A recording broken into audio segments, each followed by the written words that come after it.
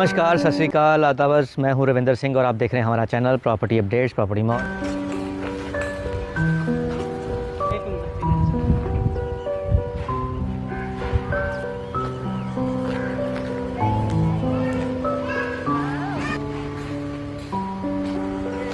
नमस्कार, सत श्री अकाल, आदाब। मैं हूं रविंदर सिंह और आप देख रहे हैं हमारा channel property updates property mall. और जैसे कि हम हर बार एस्केलेट करते हैं कोई ऐसा इशू जो आपके लिए बहुत ज़रूरी होता है जानना, तो सेक्टर 123 के अंदर एक शानदार घर बना हुआ है। हमारे साथ हैं भाई साहब अमजद सैयद जी, और इन्होंने, इनकी मिसेस भी हैं साथ में, और इन्होंने बड़े शौक़ से 4-5 साल पहले इतना सुंदर घर बनाया था, बड़े चाव से कि भाई हमारे घर के आगे ईस्ट फेसिंग ये घर होगा और पीछे भी रोड होगी, सामने पार्क होगा। इतने सपने इनको दिखाए गए थे जब ये प्लॉट बेचा गया था, जब ये घर बनाया था। हमारे जो यहाँ के बिग शॉट बिल्डर हैं बाजवा जी, उन्होंने बहुत इनको, उनके स्टाफ की तरफ से बड़ा एश्योरेंस दी गई थी कि भाई बहुत शानदार चीज़ आप ले रहे हो, और इन्होंने ली। अब देखिए कि ये बाहर से आए हैं, ये लोकल यहाँ के रहने वाले हैं नहीं, और इन्होंने ट्रस्ट करा किसी बंदे के ऊपर और ये चीज़ ले ली। अब समस्या क्या आ रही है कि जो इनकी मेन रोड थी पीछे, वो तो गायब ही हो गई है। आप समझोगे वो गायब कैसे होगी? इनके पास नक्शा है जिसके अंदर दोनों तरफ रोड दिखाई गई हुई है, नक्शा इनका पास है, और जब बिल्डर ने बना के इनको नक्शा दिखाया था तो सामने रोड दिखाई थी और उसके आगे फिर पार्क दिखाई थी। बट फ़िलहाल ना तो यहाँ पे कोई पार्क है ना यहाँ पे कोई रोड है। तो पहले अब हम पीछे इनके जो ये हम बैक साइड पे खड़े हैं, बैक साइड पे तो रोड है किसी और प्रोजेक्ट की, लेकिन इस तरफ जो है आप देखें कि घर के आगे ना तो कोई रोड है, बजाय रोड के यहाँ पे तो खेत हैं। अब जिनका घर के आगे रोड थी वहाँ पे तो खेत हैं। आज तक आपकी जो सड़क है आगे वाली जो दिखाई गई थी वो बनी क्यों नहीं? क्या मसला क्या है? उन्होंने कहा 1-2 साल में हो जाएगा, तो 18 के बाद 19 में मैंने सोचा चलो लॉकडाउन हो गया, अच्छी बात है। फार्मर के साथ कौन ज़्यादा लड़ाई कर सकता है? बाजवाबाजी है, उन्होंने बोला था, उनकी पूरी टीम की रोड है। जितने भी बिल्डर यहाँ आते हैं वो यही बात बोलते हैं, हाँ यहाँ से सड़क जा रही है, ऐसे सामने पार्क है। बोला चलो अच्छी बात है। 1 साल 2 साल 3 साल, मैंने तीसरे साल के बाद हमसे में रिमाइंडर डालना शुरू किया। पहला, दूसरा, तीसरा, चौथा, सारा पेपर्स है मेरे पास। हमसे वाले कहते हैं हम कुछ नहीं कर सकते, अब आप बताइए। फिर मैंने अपना घर रिपेयर करना शुरू किया। किसानों को रिक्वेस्ट किया, वो सुनते नहीं है। मैंने रिपेयर किया। रिपेयर करने के बाद जो मेरी बाउंड्री वाल खराब हो रही है, जो आप वीडियो देख सकते हो, वो बाउंड्री वाल किसानों ने तोड़ दिया। वाई? तो आप किसानों की गलती, किसानों ने बेचा क्यों जमीन? और जब बेचा तो एमसी ने नक्शा क्यों पास किया? एमसी रिस्पॉन्सिबल है कि एमसी को नक्शा पास करने के पहले उसको रोड लगाना चाहिए, नहीं तो नहीं बेचता, मैं खरीदता ही नहीं। बिल्कुल नहीं बात। बिना नक्शा पास के मुझे कोई पता तो नहीं चलेगा ना कि रोड इस साइड है, इस साइड। ये इस साइड एरोविला है, आप देख रहे हो, ड्रीम सिटी बोलते हैं, और इस साइड हमारा फ्रंट है। 35 फुट रोड और पार्क है। मतलब ठीक है, 2 साल 3 साल बहुत है, 4 साल हो गए सर, कोई सुनने को तैयार नहीं। अब मैं सोच रहा हूँ मैं कहाँ जाऊँ, कंज्यूमर जाऊँ, हाई कोर्ट जाऊँ, या एमसी को फटकार मारूँ, या किसानों को फटकार। किसानों के साथ मैं लड़ नहीं सकता, इतनी पावर मेरे पास है नहीं। उनको रिक्वेस्ट किया, उन्होंने गुस्से में आके मेरे दीवार के साथ का जो मैंने रिपेयर किया उन्होंने तोड़ दिया, मेरा गेट बंद कर दिया। मैं कहाँ जाऊँ? मेरी क्या गलती है? अब एक बंदा बाहर से आता है, हमारे पंजाब में आता है, तो मैं ऑलरेडी 15-20 सालों से यहाँ रह रहा हूँ। बिल्कुल, अभी यहाँ रहते हैं। जो बहुत से और लोग भी हैं जो यहाँ से नहीं हैं, जो बाहर से आते हैं यहाँ पे प्रॉपर्टी ढूंढने, तो अगर उनके साथ ऐसा ही होता रहेगा तो किसका ट्रस्ट लेवल बनेगा? और दूसरी बात ये है कि अब समस्या ये है कि जब इनको दिखाया गया तो पीछे रोड देखी थी। अब जो इनका मेन फ्रंट गेट है वो एक खोल नहीं सकते, क्योंकि पीछे तो किसान ने तार लगा के बंद कर दिया है। अब ये मसला क्या है कि ये ज़मीन का जो था ये किसान ने बेचनी थी बाजवाजी को 5 करोड़ से 12 करोड़, ऐसी कुछ मुझे भी नहीं पता। हाँ, वो जो कहानी सुनते हैं हम, सच्चाई क्या है वो तो बाद में, लेकिन कहानी ये कहती है कि भाई वो ज़मीन बाजवाजी के साथ बयाना हुआ था, लेकिन अब क्या हुआ, रजिस्ट्री हुई नहीं और बयाने के ऊपर ही आगे ज़मीन बेच दी गई। अगर रजिस्ट्री प्रॉपर हुई होती और उसका पूरा कब्जा लिया गया होता, पूरी सड़क बनाई गई होती, उसके बाद बेचा गया होता, तो ये समस्या नहीं आती। तो अब किसान को पैसे गए नहीं, उसकी ज़मीन के पे नक्शा बनाकर किसी और को दिखा के बेच दिया गया। ये यहाँ पे एक कॉमन बात है। तो जब भी आप, पहले तो इनकी जो गलती है, समझदार वो होता है जो किसी और की गलती से सीखे। तो अगर आप हमारे दर्शक हैं, व्यूअर, हम कोशिश करेंगे कि जो इनका मुद्दा है, जो यहाँ की कंसर्न अथॉरिटी हैं, वहाँ तक लेके जाएँ, क्योंकि ये हमारा काम भी है कि लोगों की मुश्किलों को हल करवाना, प्रेशर बना के। फ़िलहाल अब तक हमने काफ़ी कुछ हल करवा भी दिया है, लेकिन मैं फिर भी अमजद भाई को अश्योरेंस देता हूँ अपने लेवल पे कि जितना भी हम जोर लगा सकेंगे, बीइंग ए मीडिया पर्सन, हम ज़रूर लगाएंगे। और जितने भी ऑफिसर्स को मैं पर्सनली जानता हूँ, मैं इस केस को एस्केलेट करूँगा। लेकिन जो मेरी समझ में बात आती है, क्योंकि पीछे ज़मीन का रजिस्ट्री नहीं हुई है और कानूनी तौर पे ये किसी की ज़मीन के अंदर घर नहीं, दरवाज़ा नहीं खोल सकते हैं। अगर ये कोर्ट में भी जाएंगे तो इनका हल नहीं होगा। अब इसमें क्या है कि 420 का 420 का जो पर्चा दर्ज होगा वो बिल्डर के ऊपर होगा और उसका खामियाजा भुगतना पड़ेगा इनको।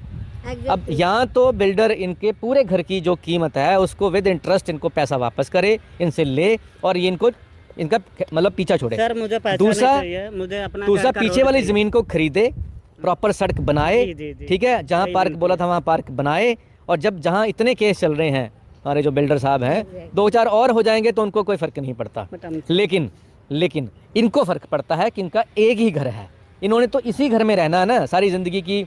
इन्होंने खून पसीने से जो कमाया था। बहुत ही कोशिश करने के बाद बंदा घर बनाता है, टू बी वेरी ऑनेस्ट। हमने भी उतनी ही कोशिश की है इस घर को बनाने के लिए। जो मोस्ट इम्पॉर्टेंट थिंग है, लोग लीगली चलते हैं, ठीक है। लीगली आप रजिस्ट्री कराते हो, वी नो डैट, हमने कराया। लीगली आप एमसी के पास जाते हो, एमसी कुछ सुन ही नहीं रहा है सर। 1 2 3 4 रिमाइंडर्स भी सेंड पे हैं, कोई कुछ नहीं। कंज्यूमर का कहना है नहीं बनी होती तो हम वो अमाउंट आपको दिला सकते थे, यानी हम वो भी नहीं कर सकते।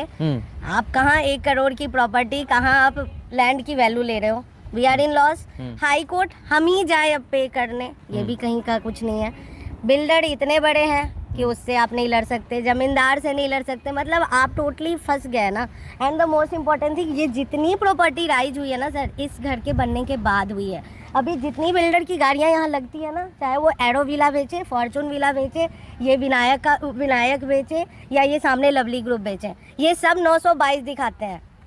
रियली बता रही हूँ, ये दिखाते हैं यहाँ लोग रह रहे हैं। हमने बिजली PSPCL, आप मानोगे PSPCL का कोई बंदा सुनता नहीं है यहाँ पे। मैंने PSPCL से लाइट ली है, उनको अगर कंप्लेन करोगे ना, अब थोड़ा सा प्रॉब्लम थोड़ा सॉर्ट आउट हुआ है तो वो बोलेंगे बाजवाजी से बात करो। यार जब आपने कनेक्शन दिया, you are government authority, he is the private person, why we will talk to him. यहाँ मेरे को नहीं समझ आता सर कि क्या सिस्टम है, टू बी वेरी ऑनेस्ट। बस हमें सर 35 फुट रोड चाहिए, या तो किसानों से रिक्वेस्ट करके 15-20 फुट। प्लिंथ प्रोटेक्शन दे दो, प्लिंथ प्रोटेक्शन दे दो। We are satisfied with that. मेरे को नहीं लड़ना किसी से। अभी मेरे घर में 2 साल का बच्चा है सर, वो नेल वायर आप मतलब जूम करके देखो, वो मेरे गेट के इतने अप पे आ रहा है। अगर मैंने गलती से भी ना कभी वॉश करने के लिए गेट ओपन कर दिया ना, it is too much dangerous. आप देख सकते हो। तो अब घर के अंदर आ गए हैं, कैमरा घुमा के दिखाएं कि कितना शानदार इन्होंने घर बनाया है। अब इतना शानदार घर बनाने के बाद अगर किसी का जब मेन दरवाजे की तरफ थोड़ा आपको भाईजान ने बहुत शानदार घर बनाया है उनके लिए। हाँ, बहुत शानदार रूम साइज़ हैं और डेफिनेटली जिन्होंने कोई घर बनाना है इनसे बहुत सारे आइडियाज़ मिल सकते हैं। लेकिन ये वाला आइडिया भी लेना चाहिए कि भाई अब देखें, ये इनका मेन घर का जो मेन एंट्री पॉइंट है, जैसे बाहर से सीढ़ियाँ चढ़ी हुई हैं। अब ये इनका मेन दरवाज़ा है। अब मेन दरवाजे के बाहर ये खेत हैं और ये तार लगी हुई है। अब दरवाज़ा खोल के हाँ बिल्कुल हम देखें कि ये देखिए बिल्कुल घर के आगे। अब मेन डोर जो है इस तरफ ईस्ट फेसिंग है और ये शानदार दरवाज़ा बनाया गया था कि भाई यहाँ से गाड़ी अंदर आएगी, यहाँ सड़क बनेगी, लेकिन यहाँ तो खेत हैं और यहाँ पे नीचे तार लगा दी है। और ये बाउंड्री तोड़ दिया, और ये जो बाउंड्री इन्होंने बनाई थी आगे जिसको रेड, वो भी तोड़ दी गई है। अब ये झगड़ा किसान का और बिल्डर का है। पिस बेचारा मकान मालिक रहा है जिससे ये गलती हो गई कि उसने ट्रस्ट कर लिया और ट्रस्ट करने के बाद उसको मिला क्या, सिर्फ धोखा और नुकसान और परेशानी। अब छोटा बच्चा इनके घर में है, मैम बता रहे थे कि अगर गलती से ये गेट खुला रहे तो ये कंटीली तार कितनी घातक हो सकती है एक छोटे बच्चे के लिए, आप समझ सकते हैं। और दूसरी बात, जिस भाई साहब ने ये तार लगाई है, हम अगर इंसानियत के तौर पे भी बात करें कि चलो यार हम ठीक है आपका पैसे का इशू हो सकता है किसी के साथ, लेकिन इंसानियत तो इंसानियत होती है ना। हम इंसानियत को शर्मसार कर देते हैं अपने मुनाफे के लिए ऐसी हरकतें करके। तो मेरी उनसे भी ये दरख्वास्त है कि भाई साहब कम से कम किसी को इतना परेशान तो ना करो कि भगवान की गुजारी में कोई दलील अपील नहीं चलती, जो करते हो वो आपको काटना पड़ता है। अगर तो मेरी जो देखने वाले हैं उनको हाथ जोड़ के गुजारिश है कि भाई आप भी कुछ ख़रीदने से पहले 1000 बार वेरीफ़ाई कर लें। ऐसे सोर्स हैं कि ख़रीदने से पहले वेरीफ़ाई करें, बाद में इनके जैसे कागज़ पकड़ के इधर उधर घूमते रहेंगे, उससे कोई फ़ायदा होने वाला नहीं है। परेशानी भी होगी, पैसे भी जाएंगे और आपको जो पीस ऑफ माइंड आपका जाएगा वो अलग से जाएगा। तो आज हम कोशिश कर रहे हैं इस वीडियो के थ्रू, ये वीडियो हमारी बहुत सारे ऑफिसर भी देख रहे हैं, पुड्डा के ऑफिसर भी देखते हैं, हमारे एमसी के ऑफिसर भी देखते हैं, हमारे तहसील के ऑफिसर भी देखते हैं, तो उनसे भी हाथ जोड़ के गुजारिश है कि भाई हमारे आए हैं, ये भाई अपने घर में शांति से रहना चाहते हैं, तो इनकी हेल्प करें, इनकी सुनवाई करवाएँ। और मसला कैसे हल होना है हर अफसर को पता होता है, लेकिन करने की कोशिश नहीं करते। इनके साथ बिल्डर को और ज़िम्मेदार को बिठाकर ये मसला हल होगा और कोई तरीका नहीं है। अगर सारे इन्फ्लुएंशियल बंदे बीच में पड़ जाएंगे तो ये मसला हल हो जाएगा, ऐसी कोई लंबी चौड़ी बात नहीं। अगर बाजवा जी ने 2500 एकड़ की कॉलोनियाँ काट दी तो एक सड़क उनके लिए कोई बहुत लंबी चौड़ी बात नहीं है, सिर्फ एक इंटेंशन की बात है। अगर वो करना चाहें तो ये हो सकता है, लेकिन भगवान उनको भी सम्मति दे कि वो किसी को ऐसे परेशान ना करें। ज़िंदगी बहुत सीमित होती है, हो सकता है पता नहीं कब आखिरी सांस आ जाए, तो उससे पहले पहले अपने कर्मों का निपटारा करके जाएं। आज के लिए इतना ही, मिलते हैं अगली बार एक नई वीडियो में एक नई जानकारी के साथ। धन्यवाद।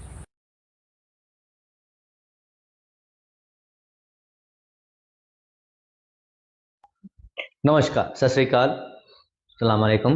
मैं हूं रविंदर सिंह और आप देख रहे हैं मेरा channel property updates, property mall.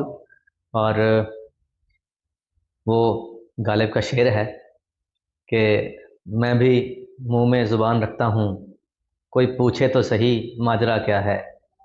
और हमको उनसे है वफ़ा की उम्मीद, हमको उनसे है वफ़ा की उम्मीद, जो नहीं जानते कि वफ़ा क्या है। तो ये शेर इसलिए पढ़ रहा हूँ क्योंकि पिछले 2-3 महीनों के अंदर बहुत सारे ऐसे लोगों के साथ राब्ता हुआ, मुलाकात हुई और डील करने का मौका मिला, जिन्होंने ये शेर पढ़ने पे मजबूर कर दिया। तो शुरुआत करते हैं कि पहले एक भाई साहब आए, उनके नक्शे पास नहीं हो रहे थे, बहुत कोशिश करी, पर्सनल अपनी एफर्ट लगाई और ऑफिसर्स ने मेरे कहने के ऊपर रिटन में रिकमेंडेशन करी और वो नक्शे पास हो गए। और वो जिनके पास हुए थे वो कभी थैंक यू करने भी नहीं आए। उसके बाद फिर एक भाई साहब थे, उनके एक साडू साहब थे, उन्होंने कुछ प्लॉट पसंद करे अपनी मर्ज़ी से, और जो रेट उन्होंने वहाँ पे फाइनल किया उससे 2 लाख रुपया सस्ता उनको प्लॉट दिलवाया।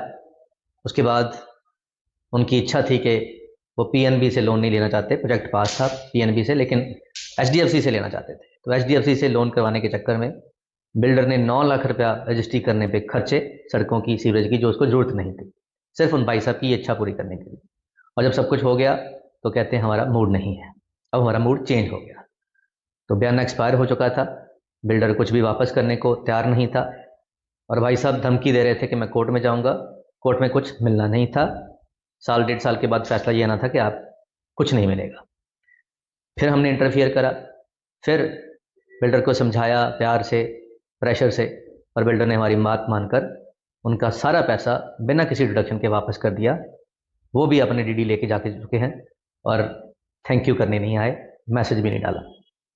उसके बाद एक और भाई साहब हैं, उनको भी मेडिकल इमरजेंसी आई, उन्होंने भी प्लॉट बेचना पड़ा उनको। उनका प्लॉट हमने किसी अपने ही फ्रेंड को बेचा और हमारे फ्रेंड ने कहा कि हम कैश की जो पेमेंट है वो आपको अप्रैल में देंगे। तो उन भाई साहब की मेडिकल इमरजेंसी को ध्यान में रखते हुए मैंने अपनी जेब से वो 5 लाख रुपया दिया, और मेरे को भी अप्रैल में मिलना है, अभी फरवरी चल रही है, ताकि उनका मसला हल हो जाए। उनकी वाइट पेमेंट का कैंसिलेशन का जो चेक था वो बनने में 4 दिन लेट क्या हुए, भाई साहब ने भी एक मैसेज डाल दिया कि मैं आपसे ये उम्मीद नहीं थी। तो शुक्रिया करने की बजाय गिला हो रहा है। जो अपनी जेब से पैसे दिए हैं उसका धन्यवाद नहीं है। क्या आपने अपनी जेब से पैसे दे दिए, आपने ब्याज का ध्यान नहीं रखा कि आपको इंटरेस्ट मिलना था अगर बैंक में पड़े रहते, उसके लिए धन्यवाद नहीं है। हाँ, 2 दिन चेक लेट हो गया, मैं ड्राइव कर रहा था, फ़ोन नहीं उठा पाया, तो मैसेज आ गया, बुरा मैसेज कि आपसे ये उम्मीद नहीं थी। तो मेरे को भी आप लोगों से ये उम्मीद नहीं थी। और फिर शाम को एक लेडी का फ़ोन आता है कि मैं दिल्ली से हूँ, हमारे यहाँ पे कुछ फंसा हुआ है कहीं, प्लॉट हमने लिया था, पैसे फंस गए, ये वे। तो मैंने कहा सॉरी, मेरा मन दुखी है, मैं आपकी मदद नहीं कर पाऊँगा, क्योंकि मैंने जिनकी भी मदद की है उन्होंने कभी थैंक यू भी नहीं बोला और उल्टा इस तरीके से हर्ट करते हैं। तो फिर कहते हैं कि वो पंजाबी की कहावत है कि वारे शाह ना आता जांदियाँ ने भावें कटिए पोरियाँ पोरियाँ जी, कि जो आपकी आदत है वो जाती नहीं है।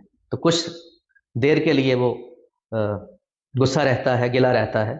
तो फिर मैं वही शेर कहता हूँ कि मुझको उनसे है वफ़ा की उम्मीद जो नहीं जानते कि वफ़ा क्या है। तो ये वो लोग हैं